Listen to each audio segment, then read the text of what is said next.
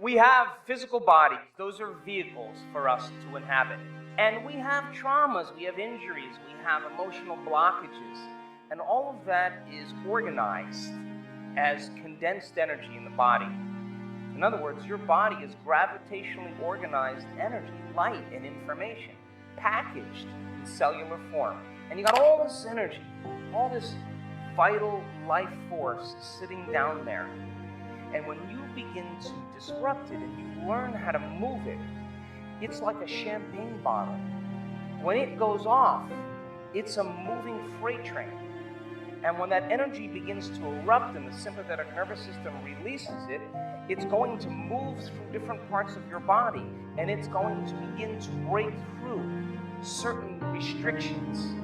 And when you start getting afraid of it and you start contracting, the contraction does what? Causes more impedance. And so then the body is trying to process information, because all that energy is carrying information. And when it strikes your brain, flash a light, and there you are on the ground, and blah, blah, blah, you know, and everybody's freaking out, and you're thinking, wow, this is pretty cool. It feels pretty amazing. But it's an unknown, and a lot of people get afraid of it.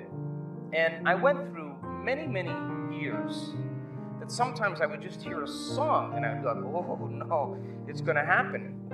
And it just wasn't appropriate at certain times. But you're doing it right. You're doing exactly what I want you to do. You got a good release of energy going to your brain, and your nervous system has to be able to process a very powerful frequency.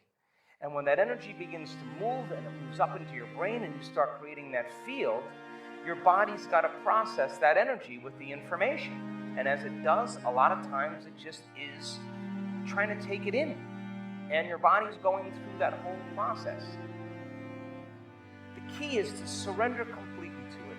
Just relax into it and let it happen to you, and it'll turn into something else. It just will. It did for me.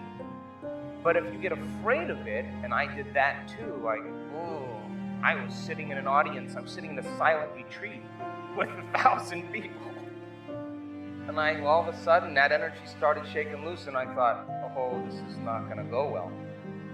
And for a whole couple hours, I was working with holding it back. And the next thing you know, I just popped, and I fell on the ground, and everybody was so mad at me. I got up and left, and then I sat up, and here it went again. 2 hours later, I don't even yell like that. I don't even know what was coming out of my mouth. Wham, on the ground again. 3 or 4 times. Everybody left. And I kept like waking up with the grass in my face. And I didn't know where I was or who I was or whatever. And then they called it at the end. Just when the sun was going down, I opened my eyes, and there was this sweet older woman sitting right across from me. Everybody else was gone. I lifted up my blindfold, and she said, "You had a good day, didn't you?" And it went on for months. And imagine all that life force moving into your brain and the arousal that's created from that energy.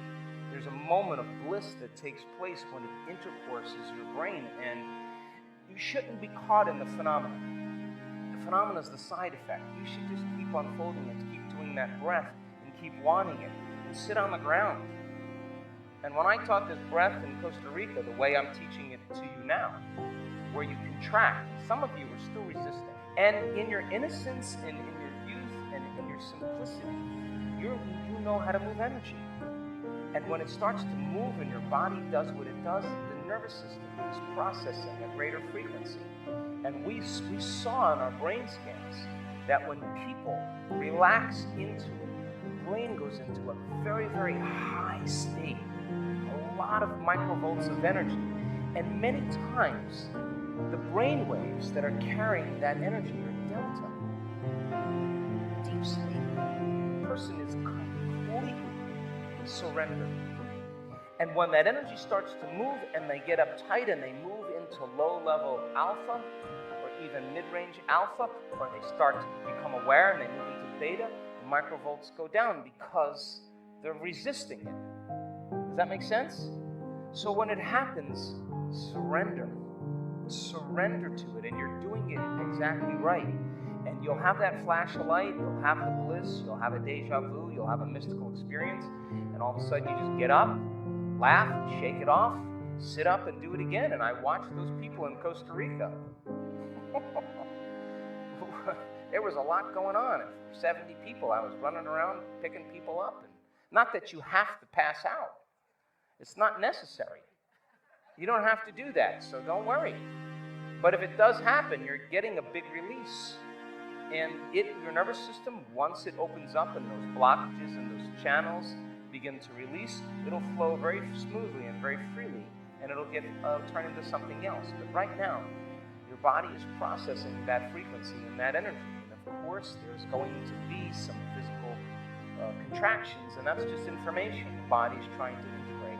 And then it makes sense that in the schools of ancient wisdom that were perched up in the Himalayas, that when people showed up and they wanted to be initiated into the truth, that they had to do a lot of physical yoga to break the rigidity down in their bodies so the path was open, and that they could sit for extended periods of time and not have their body preoccupying them.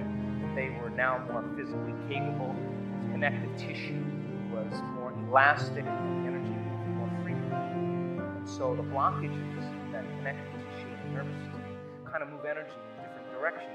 That energy is going to finally make its way through, and you're going to get a biological upgrade. It happens all the time.